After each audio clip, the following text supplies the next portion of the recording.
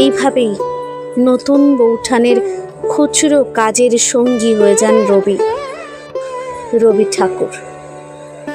খেলাধুলা হাসি মজায় রবি ঠাকুর আর কাদম্বরী দেবীর বেড়ে ওঠা।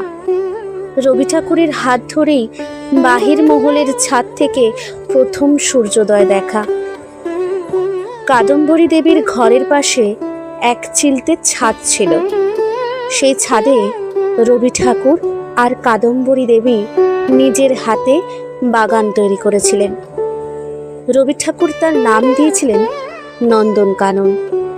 রবি ঠাকুর তার নতুন বৌঠানের কপালে চুমু দিয়ে বলেছিলেন, বৌঠান নামটা তোমার পছন্দ হয়েছে তো?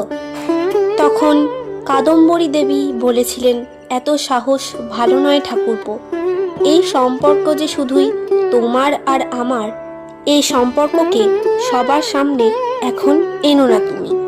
তখন রবি ঠাকুর বলেছিলেন, চিন্তা করো না বৌঠান, মত্ত লোকের দৃষ্টি এখানে পৌঁছায় না। রবি ঠাকুর তার বৌঠানকে চিঠি লিখতেন, একই বাড়িতে থাকতেন, তবুও কারণে অকারণে চিঠি লিখতেন। যে কথাগুলো বলতে পারতেন না সেগুলো চিঠিতে লিখতেন।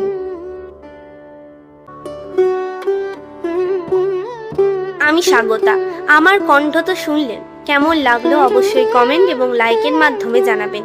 আমরা আসছি আরো নতুন নতুন ছন্দে আপনাদেরকে রাঙিয়ে দেব। আমি আঁকি।